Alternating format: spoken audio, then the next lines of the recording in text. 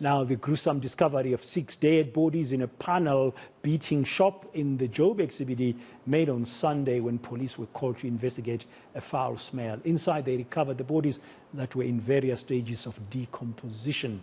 The suspect reportedly lives in the building where these bodies were found. Aviwe Mtila is back from court earlier today in Johannesburg. Aviwe, good afternoon.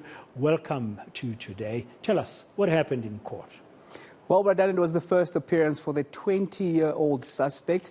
He is facing a Schedule 6 offence where the state says this was a premeditated case. In fact, it says it has video footage as well as eyewitnesses, so it believes it has a tight case.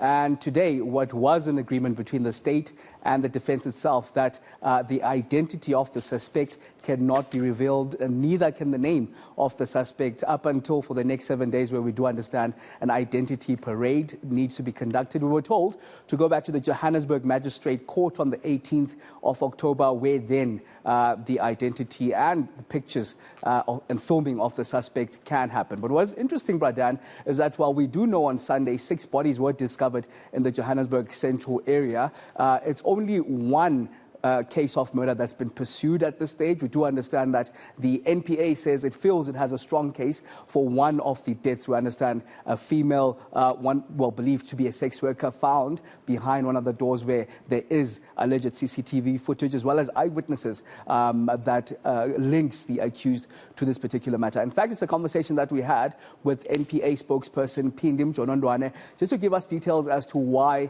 the suspect is facing one murder charge. We can confirm as the NPA that though 6 female bodies were discovered, at this present moment the accused is charged with only 1 count of murder.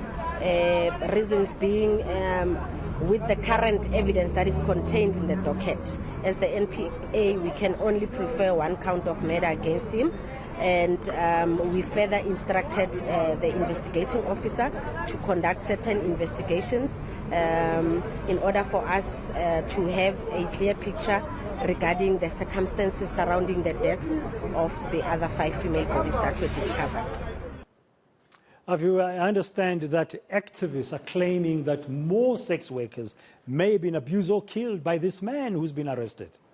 Certainly, Bradan, they came out in numbers. Sex workers came out in their dozens at the Johannesburg Magistrate Court. In fact, we got a word at around 9 o'clock with the spokesperson, in fact, of the eNCA sex worker movement, who detailed what some of her colleagues in the sex worker industry had suffered at the hands of this victim, mentioning that some of them had the scars to prove their incidents. Hence, we now told that in the next 7 days, those sex workers will also have an opportunity to be part of the identity parades. But it doesn't stop there. In fact, inside court, Bradan, I was sitting next to the investigating officer who told me that there are 6 more sex workers that are missing. Never mind the 6 that were discovered just on Sunday who are deceased at this point. So there's a lot that still needs to be unearthed as to exactly what is happening around Johannesburg Central and the deaths of the sex workers. In fact, let's take a listen then to the spokesperson of the eNCA sex worker movement.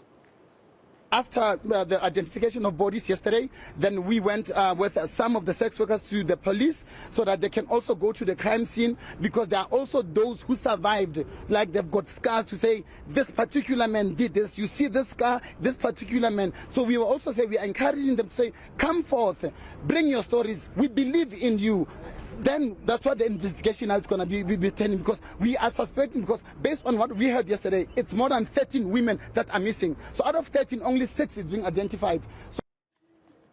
Aviwe, finally, we understand, of course, that you'll be back in court on the 18th of October. But just very quickly, did you get an understanding of the link between the young man who's been arrested for the discovery of these 6 bodies and the panel beating workshop? What's the link there?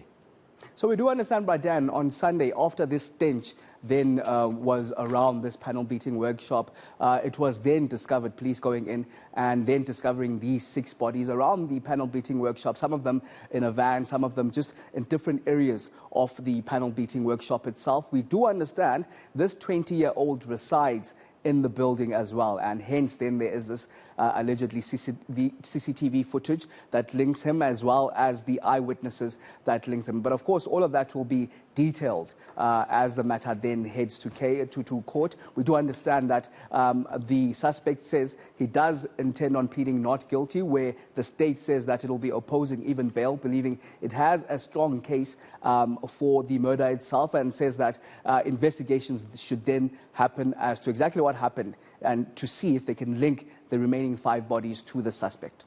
Thank you very much, reporter Aviwe Mtila, for the update in this story. We'll have to wait and see what's going to be said in court on the 18th of October. And concerning, as Aviwe was saying there, is that the authorities are saying, or the workers on the ground, the sex workers, that there's 6 more sex workers who are apparently still missing.